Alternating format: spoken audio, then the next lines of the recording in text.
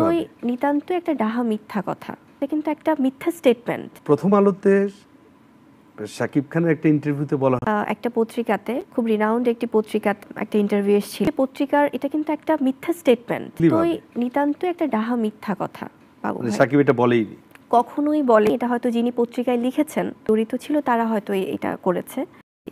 আমি কিন্তু আমার জায়গা থেকে কখনো অ্যাক্ট হয়নি, রিয়্যাক্ট হয়েছে। শাকিব খানের বিয়ের খবর এবং অপু বিশ্বাস শবনম বুবলির শাকিব খানের ঘরে প্রবেশে বাধা, এই নিউজটা প্রথম আলো করেছে। এই খবরটি যে মিথ্যা এটা কিভাবে বুঝবেন? একটি সহজ পথ, সেটি হলো খবরটি কাকে নিয়ে? শাকিব খানকে নিয়ে।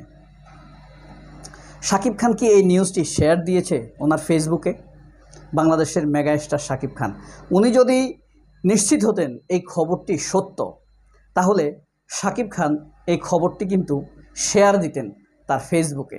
কারণ তিনি চাইতেন তার ভক্ত দর্শক, হাজার হাজার কোটি কোটি ভক্ত দর্শক এটা জানুক একটি সত্য সংবাদ। এই খবরের সাথে শাকিব খানের পরিবারের সম্পৃক্ততা আছে। তিনি চাইতেন এই খবরটি কার্যকরিতা হোক। তার পরিবার চেয়েছে অপু বিশ্বাস যেন শাকিব খানের বাড়িতে না ঢোকে। সুতরাং শাকিব খানও এটি চায়। এই কারণে শাকিব খান তার ফেসবুকে প্রথম আলোর এই নিউজটি শেয়ার দিতেন, মানুষ এটি জানত এবং কার্যকর হতো। শাকিব খানের যারা প্রকৃত ভক্ত, তারা এটিকে সত্য হিসাবে গ্রহণ করত। আপনারা খেয়াল করলে দেখবেন এই নিউজটি শাকিব খান কিন্তু শেয়ার দেয়নি, নাম্বার 1। দ্বিতীয়ত হলো, শাকিব খান বিয়ে করবেন, পরিবার থেকে তার জন্য পাত্রী দেখা হচ্ছে। পাত্রী ঢাকার আশেপাশে, পাত্রী একটি অসাধারণ পেশায় নিয়োজিত বা পড়াশোনা করছেন, ডাক্তার। সেই নিউজটি শাকিব খানের সাথে কথা বলেনি, শাকিব খানের কোনো বক্তব্য নেই, নিউজটি মিথ্যা, মন গড়া। 3 নাম্বার, শাকিব খানের পরিবারের সাথে কথা বলা হয়েছে। শাকিব খানের পরিবারের কার সাথে কথা বলা হয়েছে?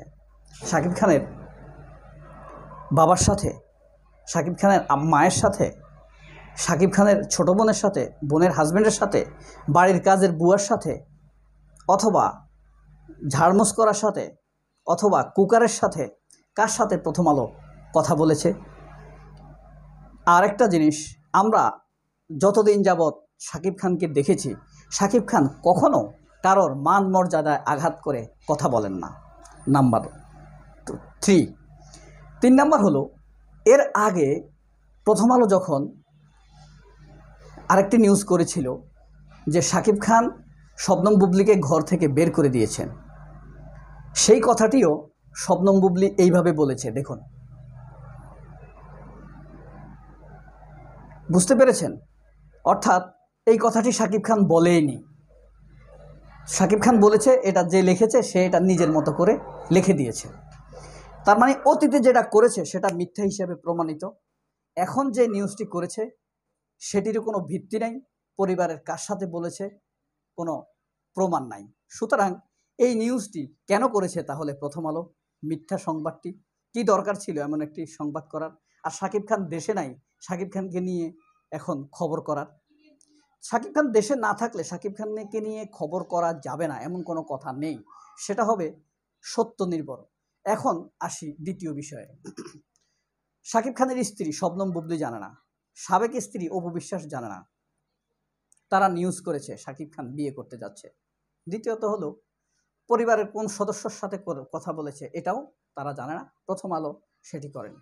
এখন কথা হলো, ধীরে ধীরে শবনম বুবলি দিকে আস্তে চাপিয়ে দেয়া হবে।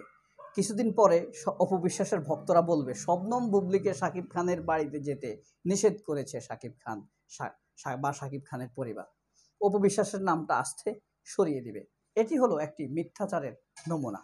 এখন কথা হলো, এই যে নিউজটা আমরা একটি পত্রিকা পড়ি, 10-12 টাকা দিয়ে একটা পত্রিকা কিনি সকালবেলা পবিত্র মন নিয়ে, সেই পত্রিকা সারা রাত ভরে মিথ্যার কাসন্দি লিখলো, মনের মাধুরী মিশিয়ে লিখলো কাকে ব্যক্তিগতভাবে হ্যারাসমেন্ট করা যাবে, কাকে আঘাত করা যাবে, কার সম্মান নষ্ট করা যাবে। সকালবেলা টাকা দিয়ে কিনে আমরা সেই মিথ্যা সংবাদ পড়ি। সারা রাত তারা সাদা কাগজে মিথ্যার সাধনা করে, ভোরে প্রিন্ট হয়, সকালে আমাদের হাতে আসে সেই মিথ্যা সংবাদ, এই সেই পত্রিকা, অথচ সবাই বলে এই পত্রিকাটি সেরা। আফসোস লাগে। কোন পত্রিকার কথা তাহলে আপনি বিশ্বাস করবেন? কোন পত্রিকার উপরে আস্থা রাখবেন? তারা যদি এইভাবে আমাদেরকে মিথ্যা সংবাদ দেয় সব সময়। এবং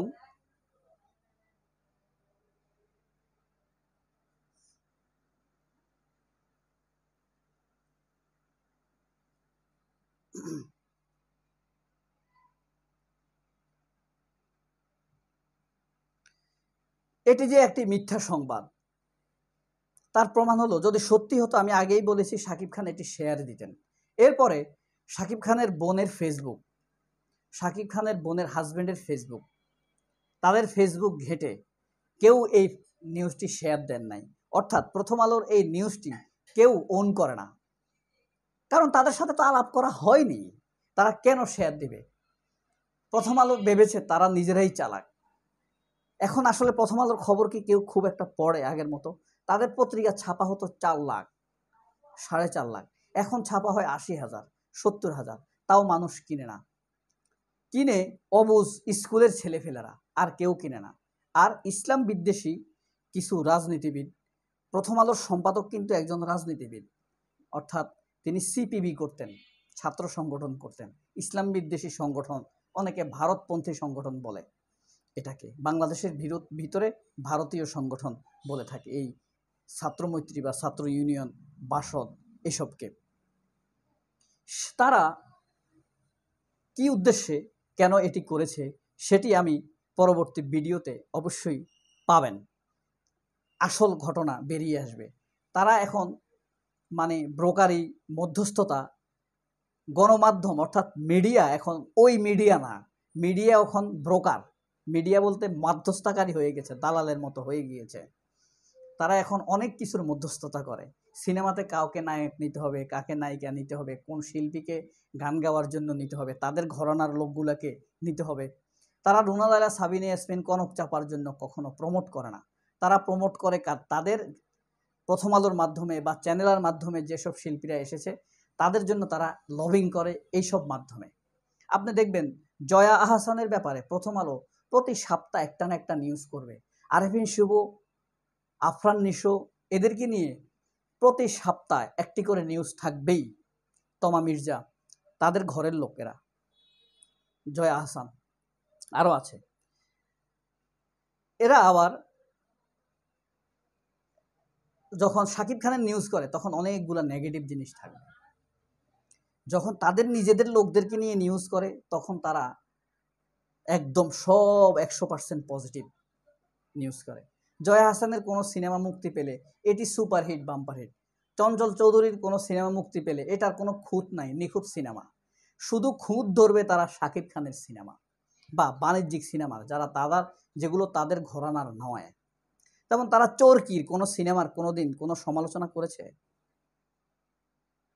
কোনো দিন কোনো সমালোচনা করে? কারণ প্রথম আলোর সাথে তারা যুক্ত।